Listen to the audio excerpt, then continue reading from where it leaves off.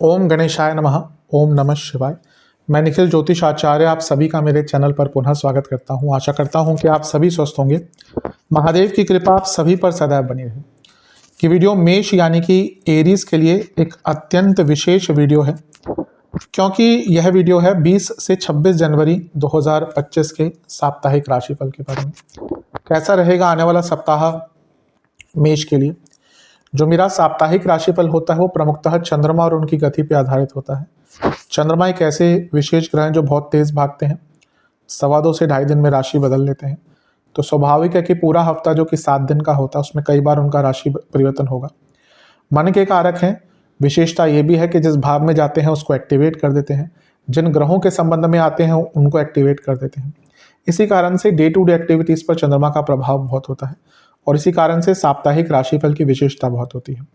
क्या प्रभाव रहेगा आने वाले सप्ताह का आपके जीवन पर ग्रहों के हिसाब से? अपने जीवन को प्लान आउट करने के लिए, ज्योतिष के माध्यम से गाइडेंस प्राप्त करने के लिए साप्ताहिक राशिफल अति विशेष होता है। यदि आपकी लग्न राशि या चंद्र राशि मेष है, दोनों ही गाइडेंस के लिए इस राशिफल को देख सकते हैं। टेक्निकली अलग अलग राशिफल नहीं बन सकते, जहां से आपको ज़्यादा सूट करता है, लेट करता है, वहां से इसको ऑब्जर्व कर सकते हैं। व्यक्तिगत तौर पे मेरा मानना है लग्न राशि देखेंगे तो अच्छा है। इनकेस आपको नहीं पता तो चंद्र राशि से देख सकते हैं। शुरू करते हैं। चंद्रमा आपके छठे भाव में ही रहेंगे 20 जनवरी को और 21 जनवरी सुबह के 11 बजे तक उनका जो प्रवास है वो छठे भाव में ही रहेगा। छठे घर के चंद्रमा मिश्रित प्रभाव देते हैं। कोई अटक रहा था कार्य वो पूर्ण हो सकता है। प्रॉपर्टी का कोई कार्य अटक रहा था वो पूर्ण हो सकता है, क्योंकि खुद चौथे घर के स्वामी हैं। तो एक प्रकार से ये ठीक है, लेकिन छठा भाव चिंताओं का है, व्यर्थ की चिंताओं का है। जब भी चंद्रमा यहाँ पे आते हैं तो व्यर्थ की चिंताएं बढ़ती हैं। ऊपर से यहाँ पे केतु भी हैं जो ग्रहण दोष लगा रहे हैं, तो इसका प्रभाव कई गुना बढ़ जाएगा। तो हफ्ते का शुरुआती भाग जो है ना वो बहुत चिंतित रहेंगे, लेकिन वो चिंताएं होंगी उसमें से अधिकतम वो व्यर्थ की चिंताएं होंगी। तो कोशिश कीजिएगा कि ऐसी चीज़ें जिनका वास्तविकता से कोई लेना देना नहीं है, जो आपको डायरेक्टली इम्पैक्ट नहीं कर रही, जिनका आपके जीवन में कोई लेन देन नहीं है, या जिन चीज़ों पर आपका कोई कंट्रोल नहीं है, उन चीज़ों पर अपना ध्यान ना लगाएं, अपनी एनर्जी ना वेस्ट करें, क्योंकि इसका एक नेगेटिव प्रभाव आपके जीवन पर पड़ सकता है। एक अच्छी चीज़ है कि गुरु का प्रभाव रहेगा दृष्टि द्वारा। देवगुरु बृहस्पति आपके भाग्येश हैं और वैसे भी भाग्य स्थान के स्वामी हैं और अपने आप में गुरु हैं और अब मार्गी अवस्था की तरफ जा रहे हैं। इसी कारण से किसी बड़े से बातचीत करते हैं, किसी सुलझे हुए व्यक्ति से बातचीत करते हैं। गुरु कौन है? जो सुलझा हुआ है। गुरु कौन है? जो उलझनों को सुलझाता है। तो जरूरी नहीं कि एक वही गुरु की छवि आपके मन में हो कि जिसने कोई भगवा रंग का कपड़ा पहना हुआ है, जो किसी पेड़ के नीचे बैठा हुआ है। नहीं, सिखाने को एक नॉर्मल सा व्यक्ति भी आपको कोई बहुत बड़ी सीख दे सकता है। तो किसी ऐसे व्यक्ति के संपर्क में आइएगा जो आपको समझता है, जिनकी आप रिस्पेक्ट करते हैं, उनसे बातचीत कीजिएगा। कोई गुरु तुल्य व्यक्ति है जीवन में, तो ये जो उलझने हैं हफ्ते के शुरुआती भाग में वो आपकी बहुत हद तक सुलझ सकती है। कुछ सरकारी कार्य अटक रहे थे वो पूर्ण हो सकते हैं। बस अपने आप को व्यर्थ की चीज़ों से दूर रखिएगा, क्योंकि गुरु की दृष्टि है जो 12वें घर के स्वामी भी हैं। कुछ खर्चे आपके अनावश्यक हफ्ते के स्टार्ट में बढ़ सकते हैं। इन चीज़ों पर नियंत्रण रखिएगा। पुरानी चीज़ें बहुत याद आएंगी। जो अतीत है वो अतीत है, वो बीत गया इसलिए अतीत है। तो पुरानी चीज़ों पर ज़्यादा नहीं जाएंगे तो आपके लिए अच्छा रहेगा। अपनी सेहत का ध्यान रखिएगा, शारीरिक एवं मानसिक। नवांश कुंडली बता रही है कि थोड़ा सा शांत रहिएगा, रिलैक्स रहिएगा। दशांश कुंडली कार्य क्षेत्र में जो पहले काम अटक रहे हैं, जो उलझने आ रही हैं, उनको सुलझाइए, आगे तभी बढ़ पाएंगे। ऐसा लग रहा है बहुत कुछ उलझ गया है और उनको आप सुलझा नहीं पा रहे। बिजनेस थोड़े खर्चे बढ़ेंगे, लेकिन ये समय कुछ करने के बजाय आराम से बैठकर रिफ्लेक्ट करने का है कि बिजनेस में क्या कमियां हैं, कैसे सुधार सकते हैं। लव लाइफ, जीवन को एंजॉय कीजिए। एक टास्क नहीं है रिलेशनशिप, जो उसकी एक शुभता है, उसकी एक जो ऊर्जा है एक रिलेशनशिप की, उसको एंजॉय कीजिए, उसको समझिए, एक दूसरे को समझिए। वैवाहिक जीवन अच्छा समय है, लेकिन पैसों की बात पर झगड़े हो सकते हैं। स्टूडेंट्स शांत रहिए और आत्ममंथन कीजिए।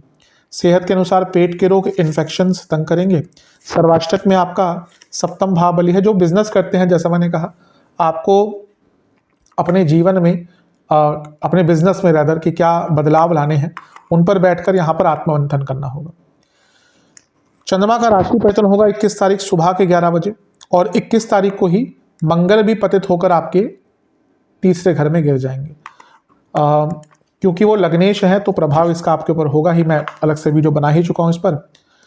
यहाँ पर अगर चंद्रमा की बात करें तो वो आपके केंद्र के स्वामी केंद्र में आकर राजयोग बनाते हैं। वैसे तो चंद्रमा का सप्तम भाव में आना न्यूट्रल होता है, लेकिन कोई ग्रह अगर राजयोग बनाता है तो उसकी क्षमता थोड़ी बढ़ती है।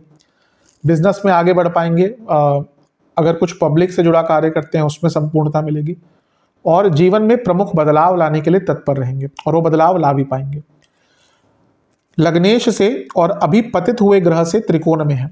इसका अर्थ क्या है, आपको अपने जीवन में अपनी सोच में बदलाव लाना पड़ेगा, क्योंकि ऐसा लग रहा है पिछले कुछ दिनों से आपकी सोच ही है जो आपको आगे बढ़ने से रोक रही है। सोच बदलिए, जीवन बदलेगा। गुरु से छठे में है तो ये शकट योग बन गया। इसका अर्थ है कि कुछ महत्वपूर्ण कार्य डिले हो सकते हैं। इसी कारणवश अपने कार्यों को बहुत सजगता से और प्लान्ड वे में ही कीजिएगा, तभी आगे बढ़ने के योग आपके बन पाएंगे। अदरवाइज कोई समय बहुत बुरा नहीं है, बस ये डिले जो है, और क्योंकि मंगल अभी पतित हुए हैं तो यहाँ से बैठ के जैसे बनेगा ना, अपने पूरे सोचने के तरीकों को बदलने का एक मौका मिलता है और बदलना चाहिए भी। नवांश कुंडली एक प्रकार से कुछ नई ऊर्जा, कुछ नया ऊर्जा का संचार, कोई नया आइडिया आ सकता है। दशांश कुंडली कार्य क्षेत्र में प्रमोशन के योग हैं इस टाइम पे, और अगर आप जॉब चेंज करने का विचार कर रहे थे उसके लिए भी टाइम अच्छा है। बिजनेस बहुत शुभ समय है, बिजनेस में बड़े बदलाव लाने का टाइम है। नए इन्वेस्टर्स, नए पार्टनरशिप्स, नए फंड्स, इन सब के लिए बहुत अच्छा टाइम है। लव लाइफ थोड़ा सा सोच बदलिए, ऐसा लग रहा है बहुत सीमित सोच के कारण रिलेशनशिप सफ़र कर रहा है। वैवाहिक जीवन की जहाँ तक बात है सब ठीक है, कुछ अलग नहीं करना, जैसा चल रहा है चलने दीजिए।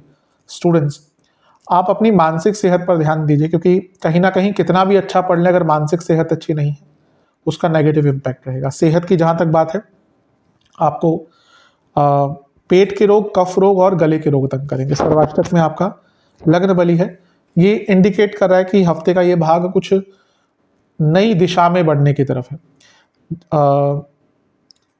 23 तारीख रात के 11 बजे चंद्रमा राशि बदलेंगे और आपके अष्टम भाव में आकर बैठ जाएंगे और सप्ताह के अंत तक यहीं पर रहेंगे। चंद्रमा का अष्टम में आना वैसे बहुत अच्छा नहीं माना जाता, ऊपर से यहाँ पे वो नीच के भी हो गए तो इसका एक नेगेटिव इम्पैक्ट हो सकता है। लग्नेश से छठे में चले गए, यानी कि फ्रस्ट्रेशन बहुत रहेगी, इरिटेशन बहुत रहेगी। गुरु की दृष्टि है तो पुनः कहूँगा, कोई गुरु है, कोई गुरुतुल्य व्यक्ति है, उनके संपर्क में आके अपने जीवन को साधिए। लेकिन हफ्ते का अंतिम भाग कहीं ना कहीं बहुत अनिश्चितता लेके आएगा। एक तो चंद्रमा अष्टम में, ऊपर से वो नीच के है, ये सारी ही चीज़ें सेंसिटिविटी दर्शा रही है। और यहाँ पर ये सब तो था ही, शनि की दृष्टि भी आ गई तो ये विषयोग भी बन गया। तो डिप्रेसिव थॉट्स, आत्मग्लानि, सेल्फ वर्थ की कमी, ये चीज़ें बहुत तंग करेंगी हफ्ते के अंतिम भाग में। तो अपने जीवन पर बहुत नियंत्रण रखना है, अपनी सोच पर बहुत नियंत्रण रखना है और एक प्रकार से किसी पर भरोसा नहीं करना, क्योंकि हफ्ते का अंतिम भाग इन सब चीज़ों के लिए अच्छा नहीं है। जब चंद्रमा नीच के होते हैं तो व्यक्ति अपने जीवन को बहुत कंपेयर करता है, और अष्टम में चले गए तो कहीं ना कहीं हर व्यक्ति आपको अपने से ऊपर रखेगा या फिर ऊपर लगेगा या अपने से नीचे देखेगा, यानी कि कंपैरिजन दोनों साइड होंगे। और दोनों ही चीज़ें नेगेटिव है। हर व्यक्ति का जीवन अलग होता है, नियति अलग होती है। जो लिखा कर आए हैं बहुत हद तक भुगतना ही पड़ता है, अच्छा हो या बुरा। तो यहाँ पे कंपैरिजन ना ही करेंगे तो अच्छा है। साधना करने के लिए बहुत अच्छा टाइम है। नवांश कुंडली अगर अपने जीवन में उस मुकाम पे है जहाँ पे कोई बड़ा बदलाव लाना चाहते हैं तो ये हफ्ता स्पेशली अंतिम भाग उस डायरेक्शन में बढ़ने के लिए बहुत अच्छा है। दशांश कुंडली कार्य क्षेत्र में सब ठीक है, बस अगर कहीं पे प्रॉब्लम आती है तो किसी का सपोर्ट ले लीजिएगा, गलतियां होने की संभावना ज़्यादा है। बिजनेस पैसा आएगा, जो प्लानिंग कर रहे हैं सही डायरेक्शन में है उसको और प्रैक्टिकल बनाइए। लव लाइफ अगर रिलेशनशिप से वैवाहिक जीवन की तरफ बढ़ना चाहते हैं तो हफ्ते का अंतिम भाग उन चीज़ों को डिस्कस करने के लिए अच्छा है। वैवाहिक जीवन अगर यात्रा का प्लान बना रहे हैं तो हफ्ते का अंतिम भाग अपने लाइफ पार्टनर के साथ यात्रा कीजिए, बहुत अच्छा रहेगा। स्टूडेंट्स आपको अपने पढ़ने के तरीकों में बहुत बदलाव लाना पड़ेगा और माइंड की क्लैरिटी पर ध्यान देना पड़ेगा। दोनों ही चीज़ें आगे बढ़ने से रोक रही हैं। सेहत के अनुसार इन्फेक्शंस, गले के रोग, आंखों के रोग, दांतों के रोग, प्राइवेट पार्ट के रोग। सर्वाष्टक छठा भाव बली है। कुछ लीगल केसेस से निकल सकते हैं, या लीगल केसेस निकलता तो खैर 2 दिन के टाइम में नहीं होता संभव, लेकिन चीज़ें आगे बढ़ सकती हैं। कोई लीगल प्रॉब्लम चल रही थी, कॉम्प्रोमाइज़ हो सकती है, लेकिन चिंताएं बहुत ज़्यादा रहेंगी। उपाय के स्वरूप में ओम रामदूताय नमः मंत्र का 21 बार जाप करके बजरंग बली को एक मीठे पान का भोग लगाएं।